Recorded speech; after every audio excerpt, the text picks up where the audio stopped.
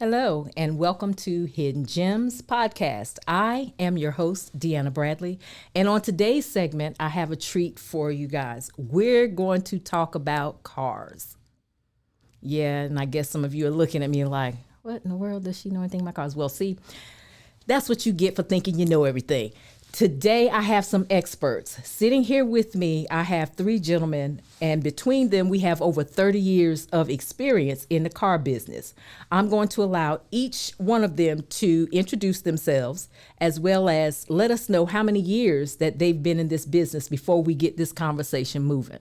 Okay? Let's start to my right. I am Jerry Chalmers. I'm actually been in the business for just 5 years, so I'm the baby of the group. Have learned a lot, so Thank you. All right, and I'm Daryl Evans, and I've been in the business going on 8 years now. Nice. And hi, my name is Dale Chief Locklear, your friend for life. Had to throw that in, but I've been in the business since 1996, over 20-some years. We know you, Dale. We know you. Stop trying to act like you a guest. All right, so let's get this ball rolling because there's much to talk about, but we're going to start with the basics. And I know you gentlemen have seen it all. You know, people come in, they have thought about it. Okay, I need a car. I want a car. And a lot of times they haven't done any research. They don't know what they're looking for, whether it be a car or a truck, SUV. They don't know. So kind of let us know, in preparing to come to the lot to talk to you guys, what do you advise consumers to do? I would say first, in my opinion, I'm going to say, hey, find out what your credit score is.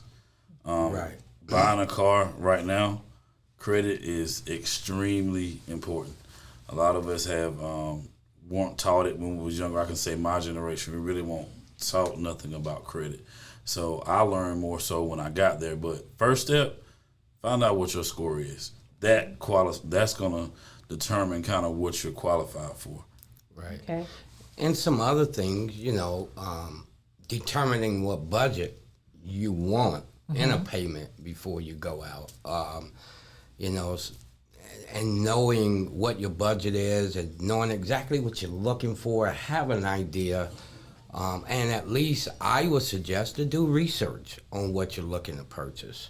A lot of people come out and they have no idea what manufacturers have as far as recalls and things like that. So I would just say do your due diligence to do your research, know your budget, and like Jerry said, know your credit, so when you get there, you have an idea.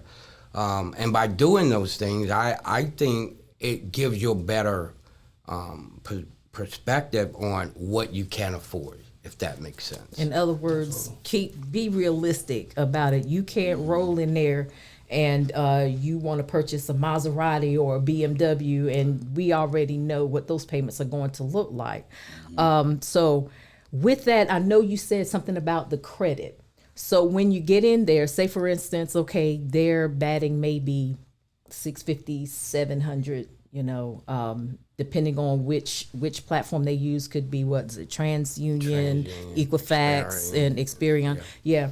So they have that credit score. Okay. So now how is it determined whether or not they need a down payment and what their actual payments will be like? How do you guys arrive at that conclusion? Okay. All right, so let me start off by saying it's a lot of people out there telling people that they do not have to put a down payment down. All right. And that's not for the 700s. If you want to do that, that's good because you get to pay your tax and tags off. You don't want to finance them in. Because that really hurts the value of your car because, you trade it in or you want to sell it and then you looking be a negative of your tax and tags over the term depending on what your rate is. But if you're going there at 700, even though the 700 ain't the 700 that it used to be before the pandemic, right? You still get a better rate, and and you put money. You only put money down if you want to lower your payment. Gotcha. All right. Okay. So that sounds wonderful. Did you want to? Well, part of my experience in the automotive business is I've been a finance director, and one of my major jobs was to know the bank's guidelines and to know the structure and certain things that they will and will not do. I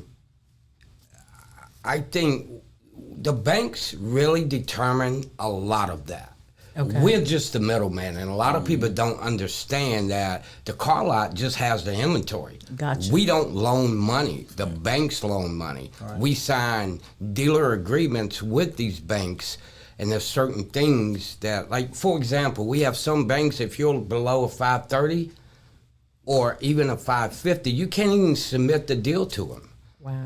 Because it doesn't meet the threshold that the bank requires to even look at it. So there's a lot of things that come into play, like Daryl was saying about down payment. Down payment can be determined by two things. What you want to put down, Okay. which is the most important thing because you know what you have on hand.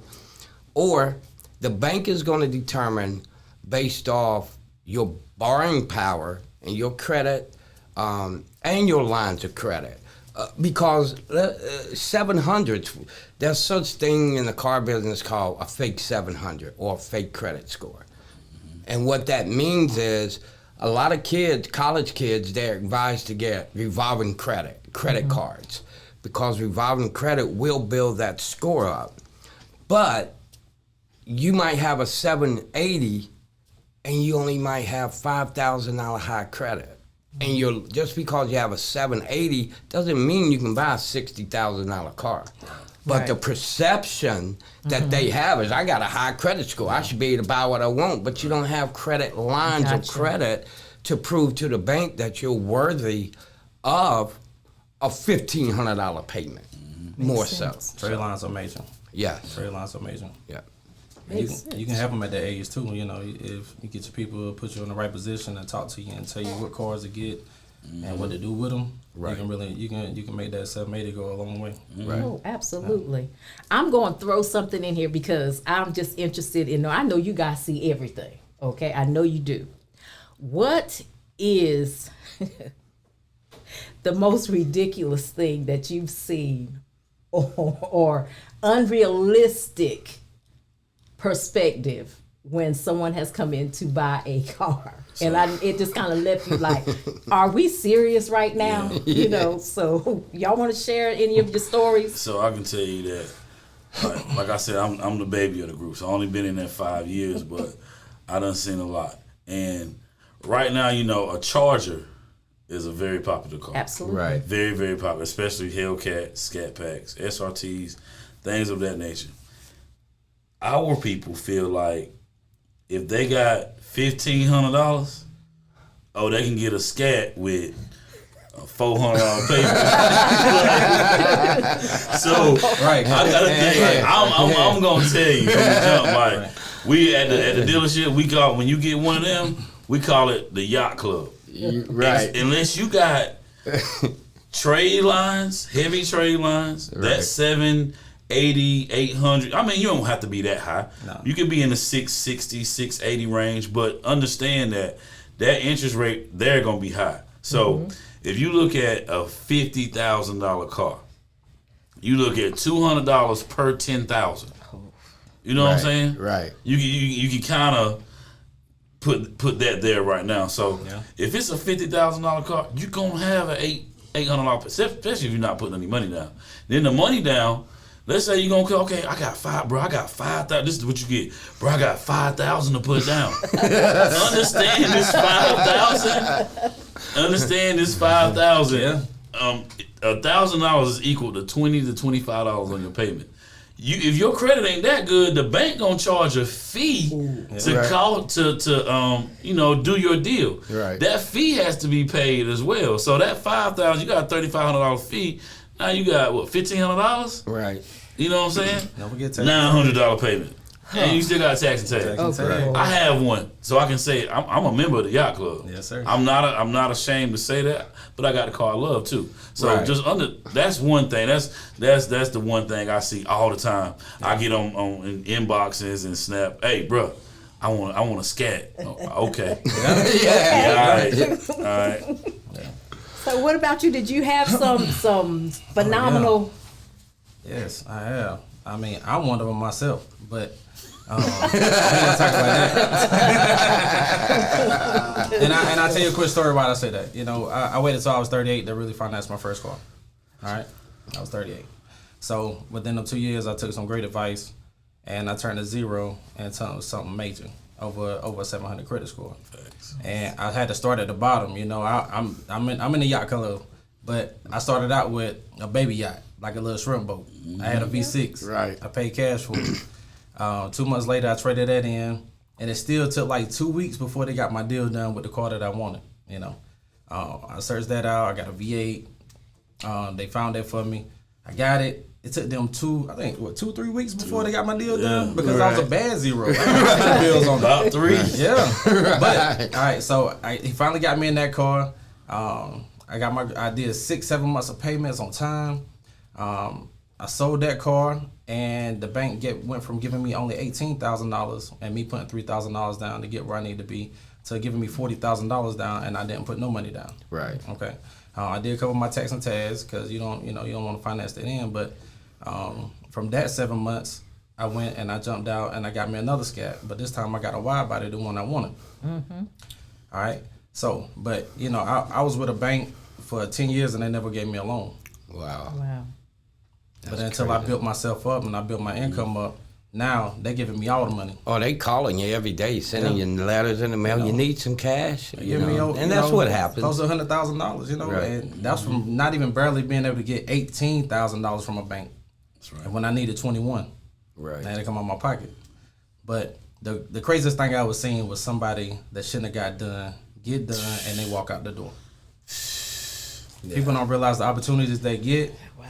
Right. And the new chance they get, and they swindle it away, and then they go somewhere else and then try to come back. Yeah. Wow. And then they come back and they got 15 inquiries because they left, and you're like, I told you it was a good deal. Right. No, they go to drive time. No. Yeah. And I'm gonna be specific. I was talking about credit. Yeah. Yeah.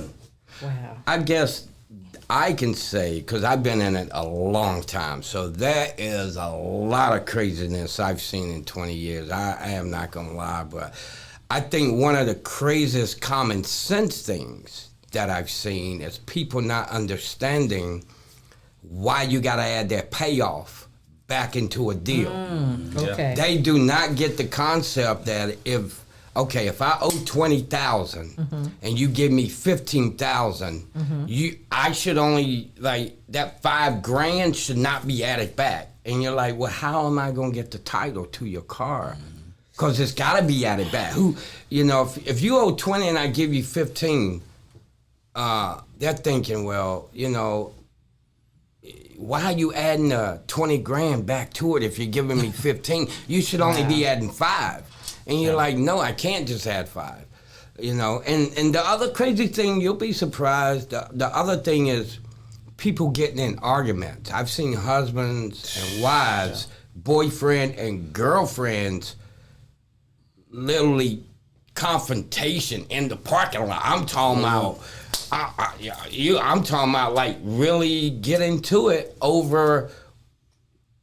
He got approved. This is all he can buy. He's trying to buy a car for her, but that ain't what she wants. She wants a Lexus, but you can only get into a 2016 Camry with 80,000 miles. I don't want that.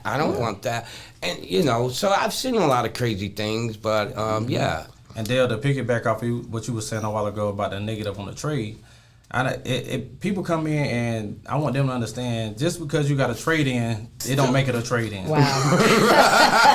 Okay? You trade your car in with $10,000 negative equity. That ain't starting off right. Yeah. And that's what you got to look at too. A lot of people, Right. you got money down. No, I got a trade in. Is it finance? Yes.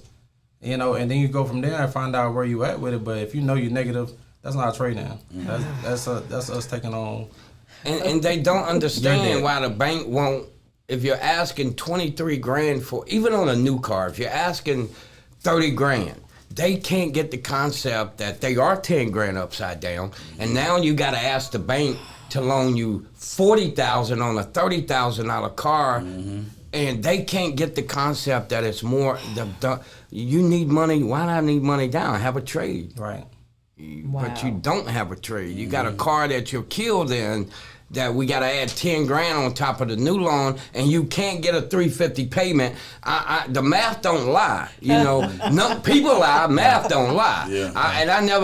I mean, it kills me when if you're on the lot, man, you think I can get $350 a month, and you're like, sir, if you take 50,000 and divide it by 72, that's more. That's $600-700 a month. There's no way you can get there. Right. and then look about the parents too. And you know, me and bro, we work together. So, all right, this is another thing. Parents, if you send your child, or if you come with your child into the dealership and tell you want them to get this on their own, please stop that. If there's any way you can help them. Right. You talking about starting a first time buyer off at 18 to 22%.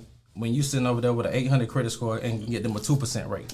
Right. Gotcha. Right. Just make no sense. Right. I know you want to get them started. You should, you know. But then they get mad because you can't get to that $350 payment because the rate's 250. 22. Right. Or whatever. And you're like, 2%. well, you're 800. You help them them get out. there.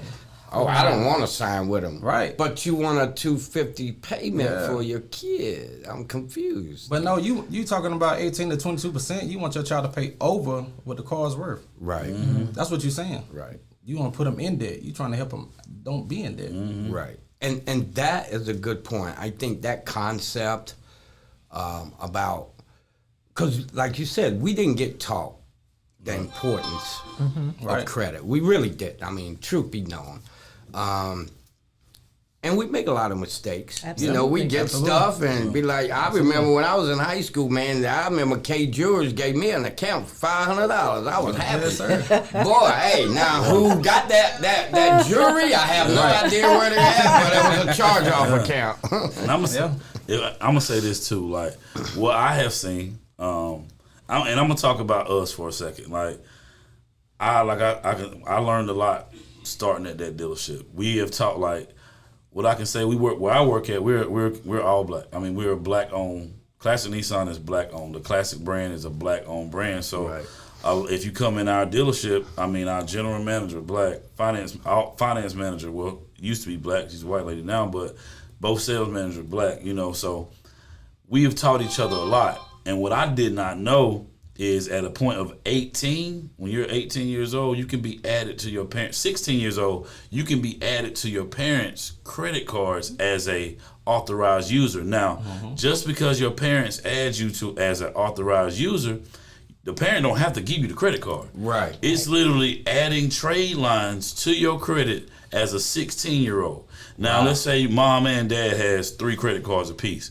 So if they add all that to the child and they're taking care of it, when your child is ready to buy a car, he's 21.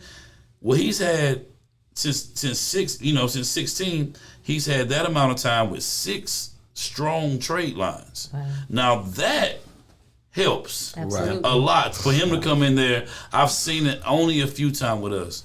White people do it a lot. Yeah. Oh yes. They do it. I can be honest. Right. And the difference is they're gonna come with down payment. Us, boy, we had to give up that money. Well, I'm telling you, like, you know, we coming in there with 15, 2, 3. They coming in with 10, 15, 30,000 to put down on a car. Right. That's how that payment is given.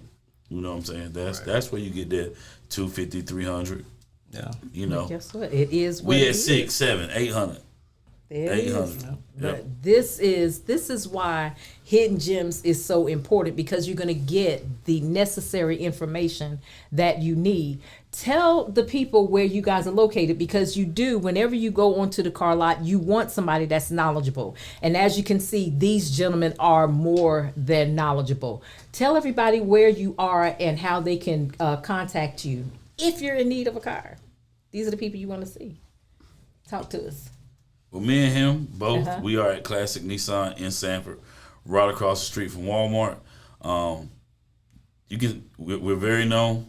We are 50%. That's what we call ourselves. 50%. So we are 50% of the dealership as far as, you know, how we work or whatever like that. So, you know, Jerry and Block. Yeah. Nice. That's all you gotta have. Jerry and Block. We're gonna take care of you. Yeah. And now I kind of work in the field now too. So if you can't make it to the dealership, or you can't get in touch with my brother, you can't get in touch with me, you can hit either one of us up. But now, you know, I move around a lot more now, so you can just call me and I can come to you. I can do everything and show you what to do and kind of give you some enlightenment on what to do on the process, and never have to touch the dealership. Absolutely. Love that. Dale, what about you? Well, I work at Toyota Roanoke Rapids, and it's pretty much of a commute, but it's a good brand. I had never sold Toyotas. I actually worked with these gentlemen at Nissan, and the funny thing is, Jerry used to work in the BDC. So when he was there, and I was a sales rep, and Daryl wasn't there yet, okay, I just want to share the story because this had a lot, they don't know this, but this had a lot to do with why I left, okay. It was a good thing for them, but it was a bad thing for me. What I mean, because he wasn't in sales, Jerry was in the BDC. So Jerry, the BDC stands for Business Development Center. They take phone calls, they email. Their primary job is to make appointments. But I work at Toyota Roanoke Rapids, and that's where you can hit me up. But I left because once Jerry saw the money that sales reps were making, and he was making these appointments for us to make this money, he was like, man, I think I need to sell cars, right? So D came, and most of the people, I had been in it a long time, so most of the people in Sanford that were their family when they weren't in the business, I was selling them. But then Jerry decides to come to the floor. Daryl decides to come to Nissan, which he worked for me at Chrysler.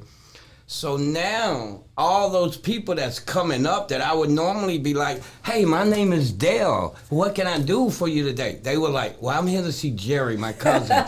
I'm here to see Daryl, my cousin. So all those sales that I normally would have went away. And it's just what it is. But I'm happy. These are my brothers. Absolutely. Our kids played football together. And I'm excited for him, but that did play a part, guys. Now that you know, Oh, bro, we knew already. I was like, man, I'm dying over here. I can tell you, like, if if it won't for, like, I was killing it in BDC, honestly. Yeah. Like, you really not supposed to make money like that in BDC. You make it a little bit, you know, $10 when somebody comes in, $25 when they sell a car, when that person comes in and they buy a car. So it's not a lot of money to be made, but I was making a killing in there. And Block, he kept telling me, bro, you need to just sell cars. He tried years ago. I would never, like, man, I ain't selling no cars, man. So whenever the new GM, Bruce, came in, he was like, you gonna sell cars? I'm like, man, I ain't selling no car. That's not what I came in for. I'm good where I'm at. And so he let it ride for a little bit. 2 weeks later, he came back. He was like, look, you're gonna sell cars or you gonna leave. Ooh. So I'm like, all right. So he was like, I'm gonna show you what your check will be at the end of the month. So I came in on the 11th, and between the 11th of December and the 31st of December, I sold 13 cars.